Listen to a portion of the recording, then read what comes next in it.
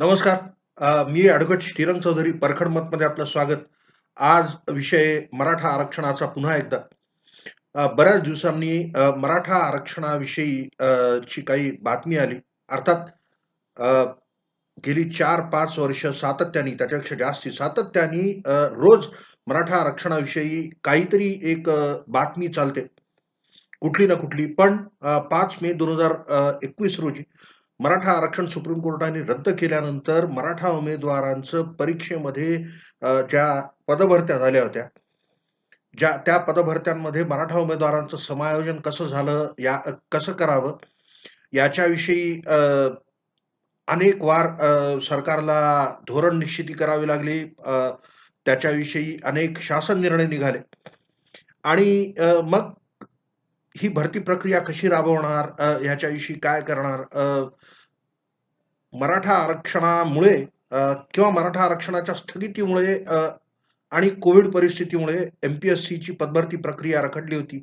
त्याच्यामध्ये एक दुर्दैवी प्रकरण असं झालं, की एक एम-पी-एस-सीचा उमेदवार स्वप्नील लोणकर यांनी आत्महत्या केली आणि मराठा आरक्षणाविषयी जे अ, 2 मोठ्या घटना ज्या झाल्या, त्या म्हणजे सुप्रीम कोर्टाने केंद्र सरकारचं जे रिव्ह्यू पिटिशन होतं, ते रिव्ह्यू पिटिशन डिसमिस केलं आणि अ, दिलीप भोसले समितीनी राज्य सरकारनी ह्याच्याविषयी काय करावं ह्याच्यासाठीचा आपला अहवाल सादर केला.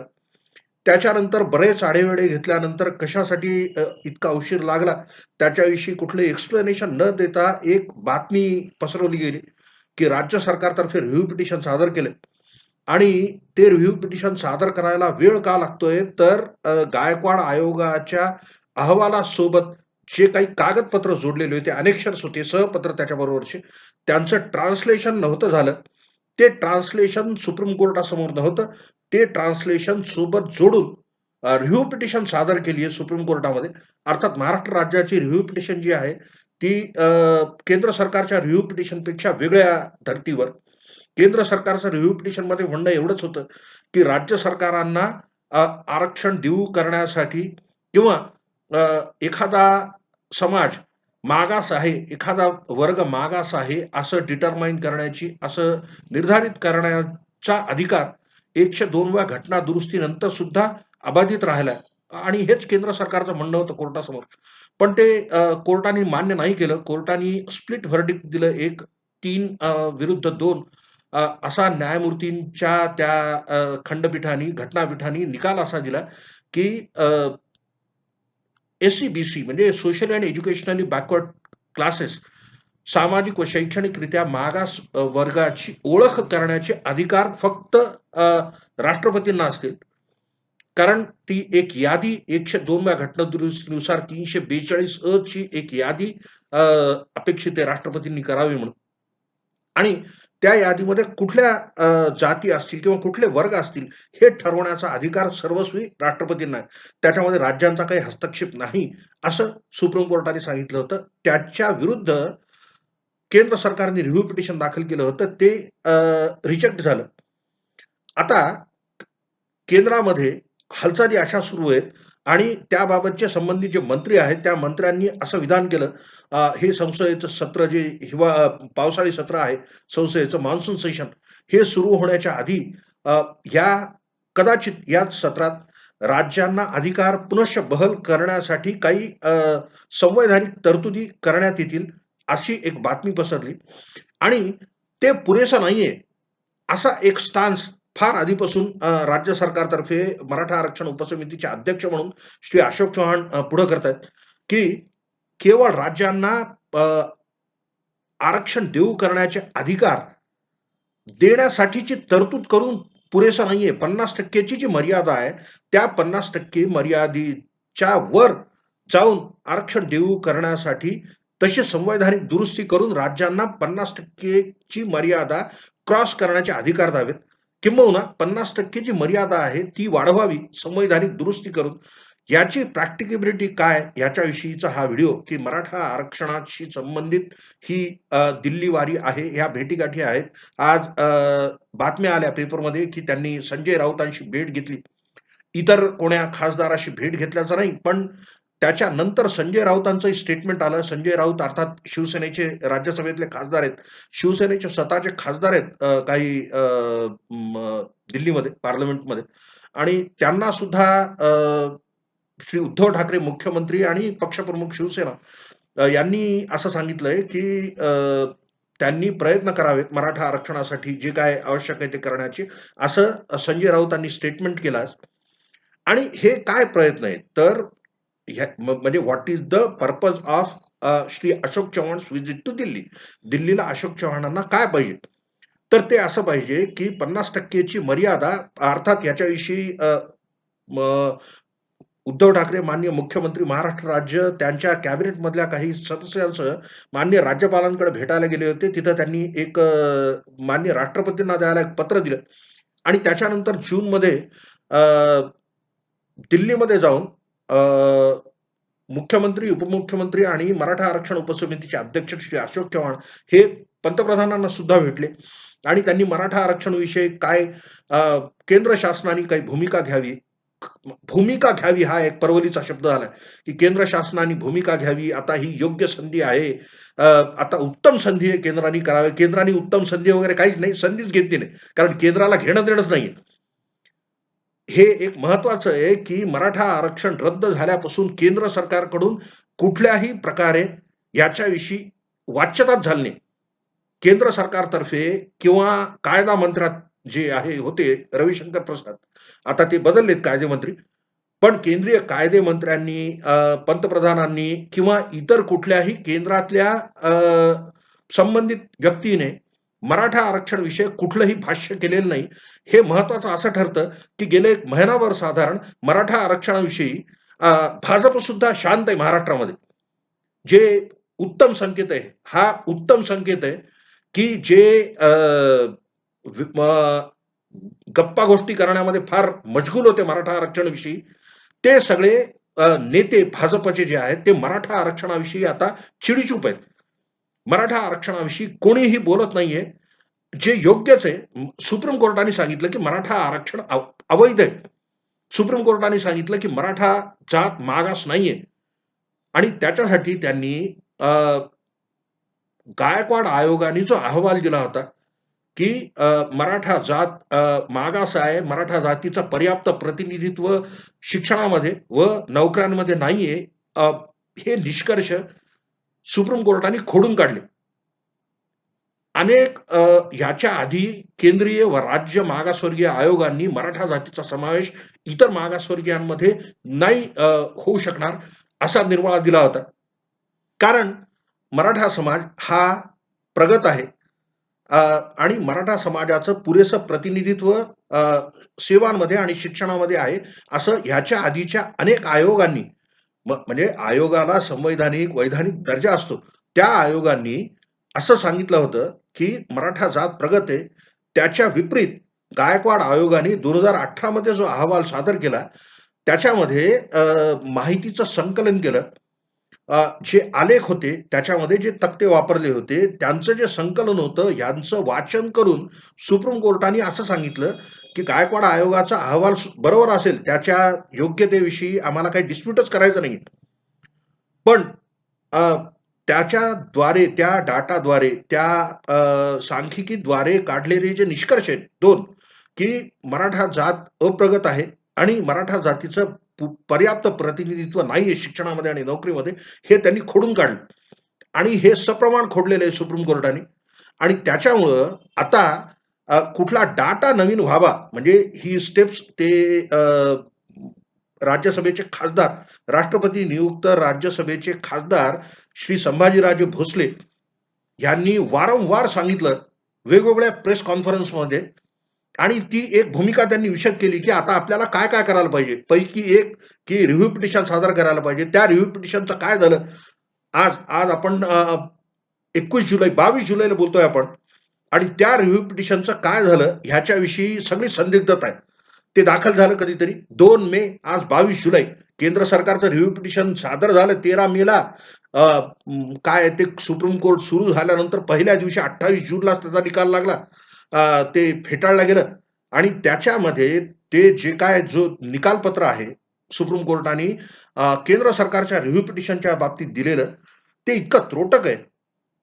त्यांनी सांगितलंय की ह्याच्यामध्ये कुठले जे ग्राउंड्स घेतलेले आहेत ते सगळे आर्ग्युमेंट्समध्ये कव्हर झाले. त्यांचा निकालात आम्ही उल्लेख केलेला आहे. नवं कुठलंही असं ग्राउंड नाही ज्याद्वारे पुनर्निरीक्षण करावं लागेल.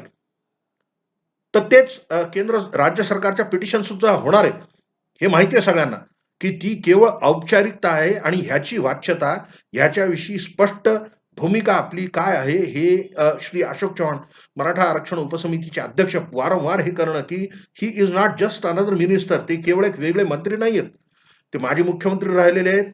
त्यांना कोर्टाचा वैयक्तिक सुद्धा अनेक प्रकरणांमध्ये अनुभव आहे आणि बरेच वर्ष झाले ते राजकारणात आहेत. त्याच्यामुळं ते इतर मंत्री किंवा आमदार यांच्यापेक्षा त्यांना जास्त माहिती आहे. त्यांनी असं 2-4 वेळेला विधान केलं होतं, की रिव्ह्यू पिटिशन जे आहे ते त्याच बेंच पुढे जाईल ज्यांनी प्रकरणामध्ये निकाल दिला आणि त्याच्यामुळं त्या रिव्ह्यू पिटिशनमध्ये फारसं काही हासिल होणं नाही. तर आता ही जी दिल्लीवारी केली, या दिल्लीवारीचं काय महत्व? तर असं आहे, की भारतीय शास्त्रांमध्ये, नीतिशास्त्रामध्ये राजांनी करायचे उपाय अ, काय-काय असतात, ज्याला कॉमन पार्लन्समध्ये साम, दाम, दंड, भेद म्हणतो आपण. ह्याला उपाय चतुष्टय म्हणतात शास्त्रामध्ये, नीतिशास्त्रामध्ये ह्याला उपाय चतुष्टय, उपाय 4 प्रकारचे उपाय आहेत. साम, दाम, दंड, भेद आणि ह्याच्याने सुद्धा जिथं होत नाही काम, तिथं माया, उपेक्षा आणि इंद्रजाल असे सुद्धा उपाय सांगितलेले आहेत. आणि हे प्रत्येक उपाय करून झालेले आहेत, योजून झालेले आहेत. अर्थात दंडाचा काही प्रश्न नाही. पण आता जे चाललेलं आहे, हा भेद करणं चाललंय. मराठा आरक्षण नजीकच्या भविष्यामध्ये मिळणं नाही. फार वाट खडतर आहे.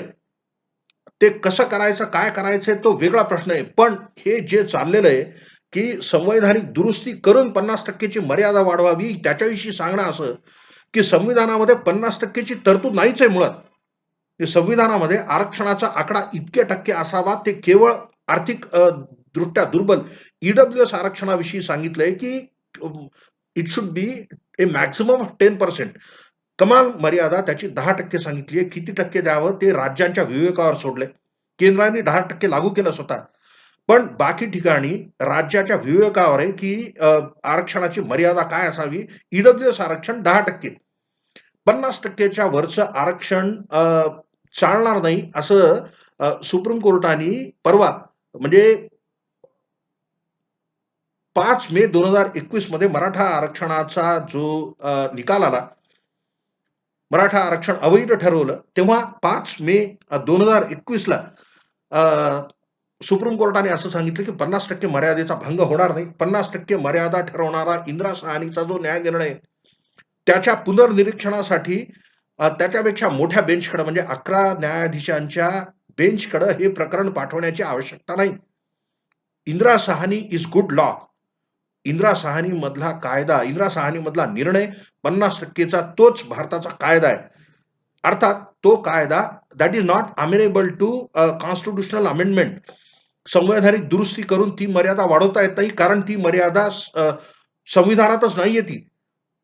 संविधानामध्ये जे केवळ 50% चा जो उल्लेख आहे, तो अनुच्छेद 16(4) बी, आर्टिकल 16(4) बी 16(4) ब जे पदोन्नतीमधल्या आरक्षणाविषयी बोलतं, त्याच्यामध्ये एक तरतूद अशी आहे, की पदोन्नतीमध्ये आरक्षण देऊनही 50% च्या वर त्याची मर्यादा जाऊ नये. एवढाच केवळ उल्लेख संविधानामध्ये 50% मर्यादेचा आहे. 15(4) किंवा 16(4) या अनुच्छेदांमध्ये ज्या आर्टिकल्सद्वारे शिक्षणामध्ये आणि नोकरीमध्ये आरक्षण दिलं जातं, त्या अनुच्छेदांमध्ये कुठंही मर्यादा 50% आहे असं लिहिलेलं नाही आणि म्हणून संवैधानिक दुरुस्ती करता येणं शक्य नाही.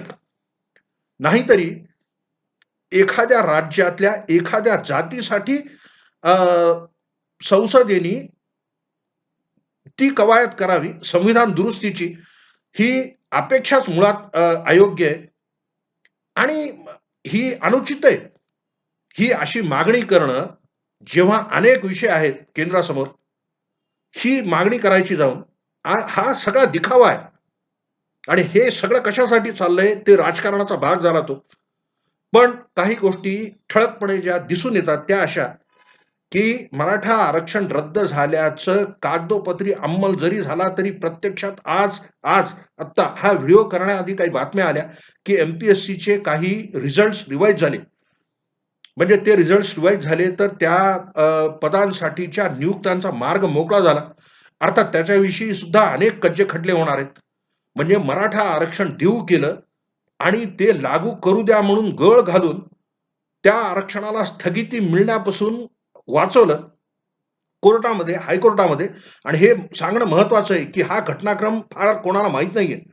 हायकोर्टामध्ये प्रकरण जेव्हा दाखल झालं 2018 म्हणजे 30 नोव्हेंबर 2018ला मराठा आरक्षण लागू करण्यात आलं. मराठा आरक्षणाचा कायदा 2018चा झाला. त्याच्यानंतर लगेचच डिसेंबरमध्ये प्रकरण हायकोर्टात गेलं. हायकोर्टामध्ये स्थगिती जेव्हा मागितली त्या आरक्षणाच्या अंमलाला, तेव्हा राज्य शासनातर्फे असं सांगण्यात आलं पदभरतीबाबत विशेषतः की ही जी पदभरती होणार आहे, ही पदभरती it is a long drawn process. ही खूप मोठी प्रक्रिया आहे, महिनोन-महिने चालणारी. आणि आम्ही अशी हमी देतो की जोपर्यंत मराठा आरक्षणाचा निकाल नाही लागणार, तोपर्यंत आम्ही कुठलीही नियुक्ती देणार नाही. आणि त्याच्यामुळं 2018 मध्ये लागू झालेल्या कायद्यानुसार आरक्षणाद्वारे कुठलीही नियुक्ती, मराठा आरक्षण जोपर्यंत मुंबई हायकोर्टाने वैध ठरवलं नाही, तोपर्यंत म्हणजे 2019च्या 27 जून पर्यंत कुठलीही नियुक्ती देण्यात आली नव्हती. आणि तेच असायला पाहिजे होतं. सुप्रीम कोर्टात सुद्धा स्थगिती मिळायला पाहिजे होती. दुर्दैवी परिस्थिती होती सुप्रीम कोर्टामध्ये त्या मराठा आरक्षणाच्या अंमलाला स्थगिती मिळाली. त्याच्यासाठी 1 वर्षापेक्षा जास्ती काळ उजळून जावा लागला. म्हणजे जवळपास मराठा आरक्षण वैध झाल्याच्या 15 महिन्यानंतर मराठा आरक्षणाच्या अंमलाला स्थगिती मिळाली. मध्ये कोविड आल्यामुळं भरती प्रक्रिया तशीच्या तशी स्थगित राहिली.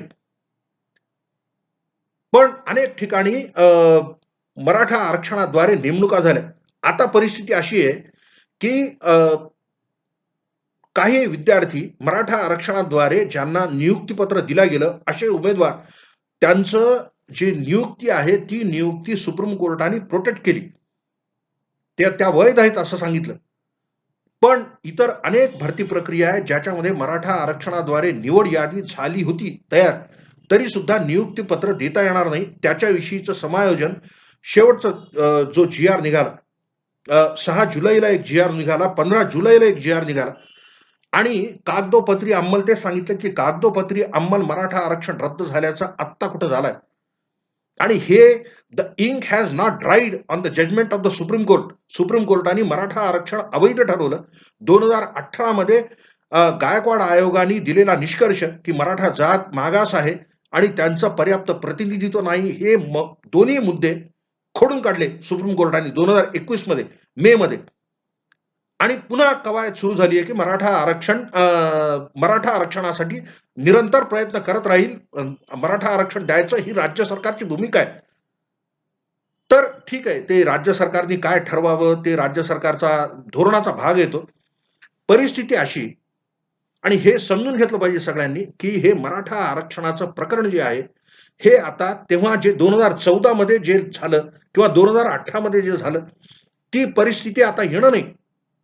आणि सुप्रीम कोर्टाच्या इतक्या नजीकच्या म्हणजे पास्ट टेन्समध्ये काल परवा अक्षरशः मे मध्ये दिलेल्या निकालाच्या विरुद्ध आता पुन्हा जे हे चाललेले प्रयत्न, तर त्याच्यासाठी 102व्या घटना दुरुस्तीनुसार ज्या काही तरतुदी कराव्या लागतील, त्याच्यामध्ये सगळ्यात महत्वाचं असं की मराठा जात मागास आहे, हा निष्कर्ष काढणारा अहवाल यावा लागेल आणि तो अहवाल गायकवाड आयोगाच्या अहवालाच्या विपरीत असेल तर हे दुष्प्राप्य दिसतं. हे कसं होणार आहे, काय होणार आहे, ते अर्थात ते ठीक आहे सगळं.